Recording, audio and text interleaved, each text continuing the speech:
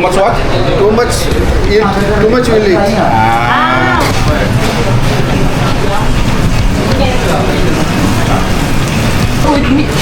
And then bro, can I have one black tea with mint? And then karak tea.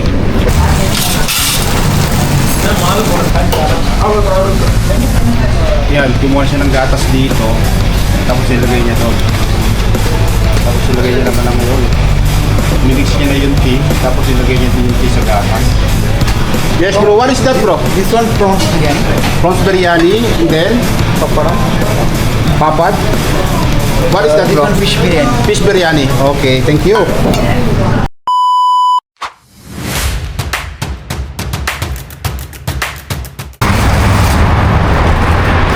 Filipino food?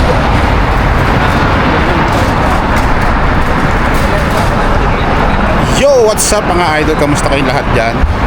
So dito ay gabi na nga dito sa Abu Dhabi at naghahanap nga pala kami ng aming mapagpuputripan ngayong gabi na to. So hindi namin alam kung saan kami magpupunta at maghanap kami ng mapuputripan dito, kaming tatlo. So saan ba tayo? I don't know. So maghahanap tayo ng putripan na affordable lang. Suggest naman kayo. Yeah. Saan tayo? So yun nga guys, maghahanap kami ng putripan dito ngayong gabi na to. So hindi namin alam kung saan kami pupunta. So samahan nyo kami ngayong araw na to. Let's go!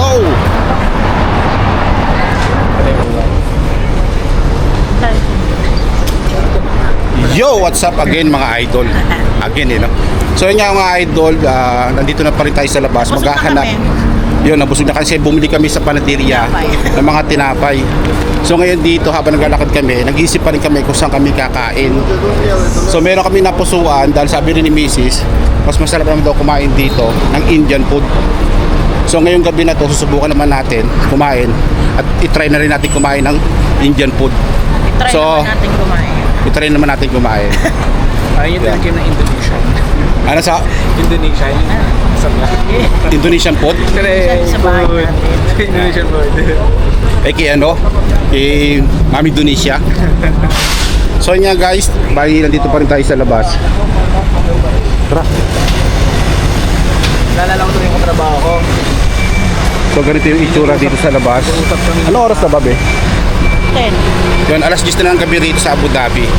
So nandito kami sa lugar ng Hamdan. Dito kami maghahanap ng mga food tripan. So Indian food ang titirahin natin ngayong araw na to. So ganito yung itsura ng rito kapag alas 10 na. Merong ganito. Ngongolektion sila ng basura. So parking, mga ganon. Tapos yung parking doon sa kabila naman, yun naman yung pinaka-park. So yung kakainan natin dito, lalakad lang tayo ng konti doon papunta roon. Tara, tawid tayo. Truck. True! So yun, tatawid lang tayo dito guys. Sa katrabaho ko nga. Tapos pagdating naman doon guys, ito na yung pinaka-park. Yan, doon sa kabila. Sabi ko, konti pa namin yung mga arap. So dati na namin nakainan to, susubukan naman namin kasi kasama namin si Renzo. So si Renzo hindi pa niya nasusubukan kumain ng ganito. Kaya let's go. Sabay kindat sa akin. Anong 45 yan? 45 pa niya, 45 years. Walang bulag dito. So yun na nga guys, dito na tayo. Meron tayong babalikan isang kainan dito. So sa hirap maghanap ng makakainan, finally nakakita tayo ng kakainan dito. Yan o, Kismat. Kainan na Kismat. Yan. How are you boss? Christmas restaurant. Kismat Restaurant. Make your Still open? Yes, still open. Open, still open. Oy! Brad, andyan ka pala ha. Huli ka. So ayan guys, dito tayo sa Kismat. So dito yung pinakapangalan ng Kismat. Ayan. So Arabic to, dun sa kabila yon. Ayan. Ito yung pinaka-restaurant dito, na Kismat. So Indian food din to, Arabic, Chinese and Indian. So tara, pasok tayo sa loob. No problem? Ayun ba? So yan guys, pasok tayo dito. Nakapwesto pala kayo dyan ah. Jamaican chat for biryani special. Common. Full is 45. Ha? Full 45. 4 piece with rice.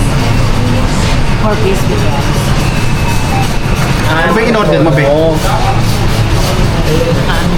Ano yung in-order mo? Pero, do you have the Nirvana chicken? Nirvana. Nirvana, charcoal nirvana. Nirvana, charcoal Nirvana. Yeah. That's how we- Charcoal with nirvana with 50 there. Combo How much? special. 50. Combo. 1.5? 50. Total 4 piece with rice. Combo. Ah, combo. No, the single one, how much? Oh, 25. Before it's 21. 21 is all item chicken is rate changing. What is that, bro? Salad. Complimentary? Salad. Bigay sila ng salad dito. Why So, is pag too naupo much mo rito, dry? may ano na rito kagad, Dry, salad. dry. Tapos nagbigay sila ng papel para sa mga sasapin ng pagkain. Pero meron silang ano rito, Nirvana puzzle. chicken, extra sauce po yan. Yeah, okay. Extra gravy, yeah? Extra gravy, yeah. Before, yeah? Yeah. Extra. Okay. Very nice that one. Three. And then, So meron papel Parata. dito. How many burrata? 4. 4. Meron siyang ano, susulatan para habang naghihintay ka, may Later. puzzle sila dito. And then, ano pa? Mag-ano kayo? Biryani. Masarap yung beef biryani nila. Beef not available, mutton biryani available, fish biryani available, charcoal biryani available.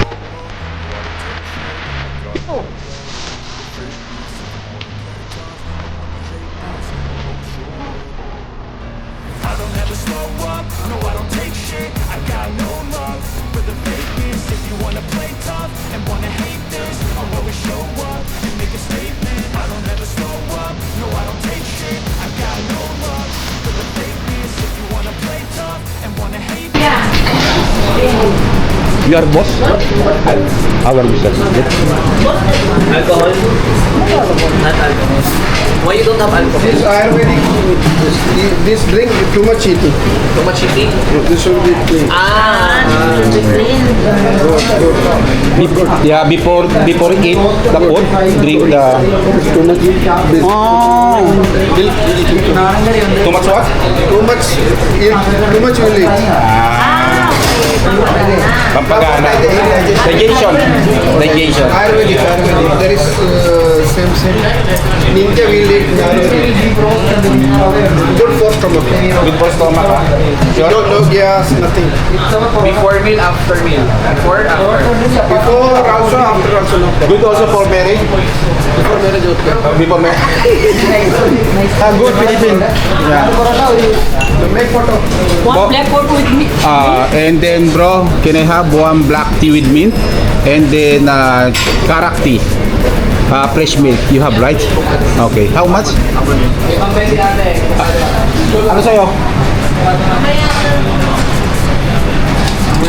Okay, bro. The 2 dirham.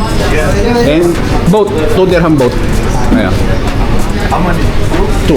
One black tea with mint and one karak tea fresh milk. Okay? So yun nga guys dito kay Kismat dito sa restaurant na to, hindi siya ganun kalakihan pero yung loob nito pwede ka rin mag-dine in dito tulad niyan guys, meron silang mga lamesa dito, may lamesa sila rito, yan, kompleto sila rito, so marami rin kumakain dito sa kanila, iba-ibang klaseng ay mga kalaki din nila, so dito naman kami nakapwesto, yan.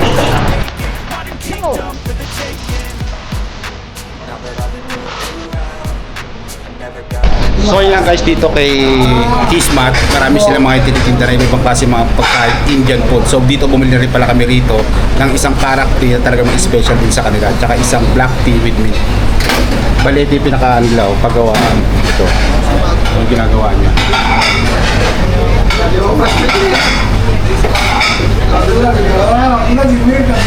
So ito yung pinaka bus na. So ito yung pinakalutuan ng karakter nila. So bali yung in-order ko dito, yung isang fresh meat. Right, boss? Yes, fresh What's meat. your name, boss? My name is Faisal. Paisan. Mr. Paisan, you are the boss here. I am boss. Aywa. Finish, ah? No, this one karak. This is not for you. Ah, You need fresh milk. This is not for yeah, the fresh milk, ah?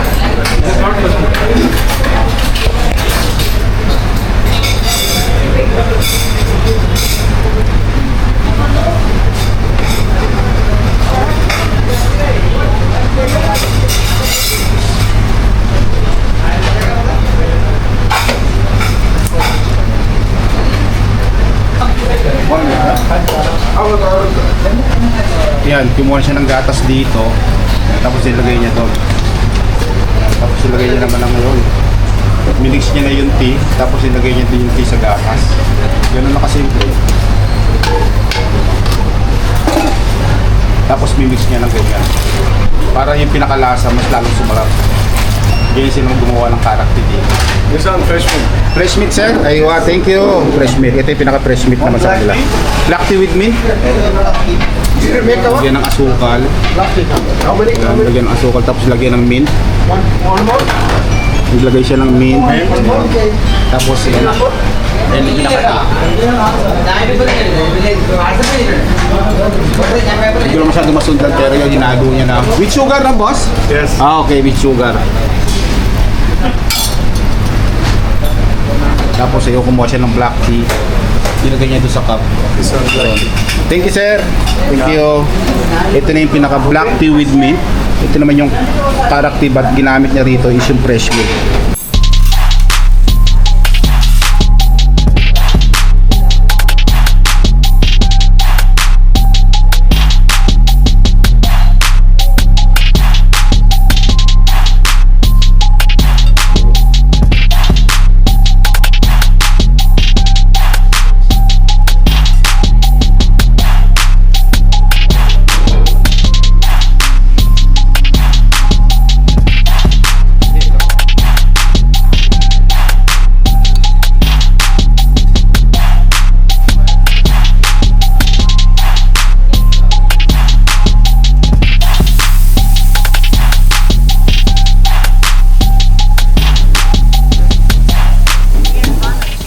Yes, bro. What is that, bro? This one prawns biryani.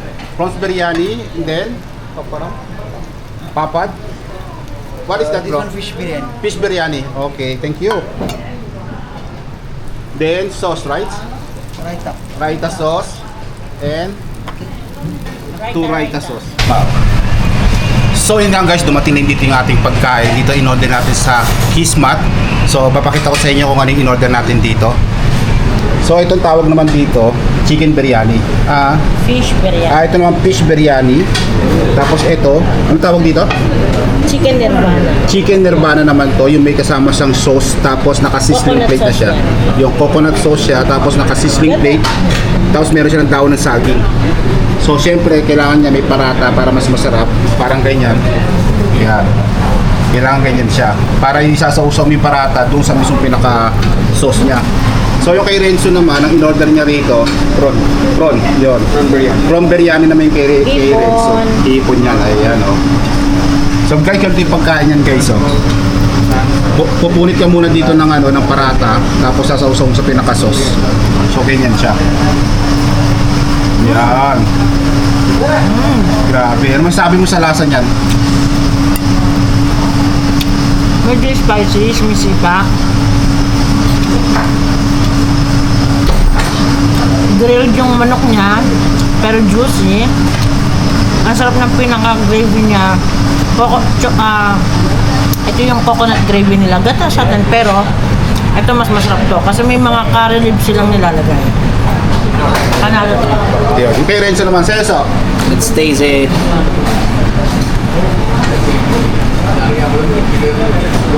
Kung medyo nagsasawa ka na sa mga manok, orderin mo tong prawn biryani.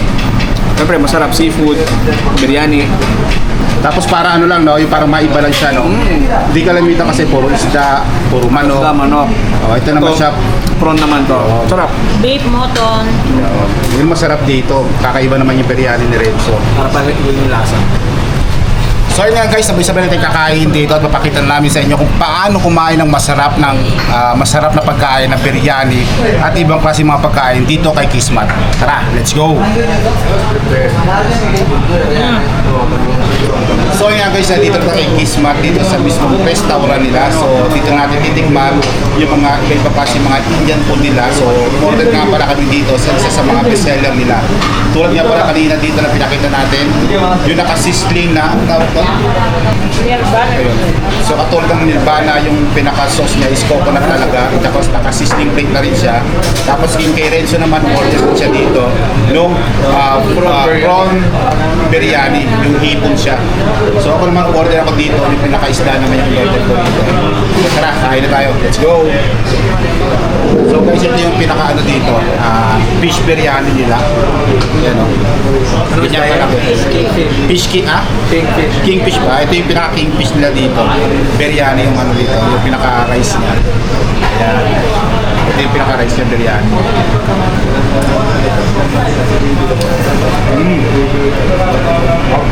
Dito kasi sa Abu Dhabi guys, syempre dito kami nakalocate sa Abu Dhabi. Napakaraming mga food trip talaga dito, mga nagkalat. So, kapag gusto nga natin ng mga Indian food or iba kasi mga pagkain pang ibang lahi, minsan sinusubukan nila natin ito. The best dito kay Kismat. Ilang beses na kami kumakain dito, pinakakasawa. Kaya puntahan nyo to. Highly recommended ko talaga sa mga Indian. Itong Nirvana chicken na to. Noon, nag-cook sa butter chicken. Lagi kong in-order butter chicken. Pero nung nirecommend sa akin ng isang waiter ko, ito na pala yung pinalit ko sa butter chicken.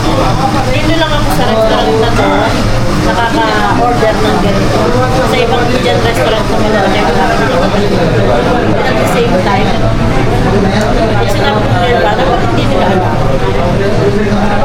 Pag dito, sinabi ng Nirvana, alam na nila. Nirvana is circle of life. Na naging una. Ganun ba yan? Alam mo yung Nirvana, circle of life. Oh, bago magkalimutan, shoutout mo natin si ano.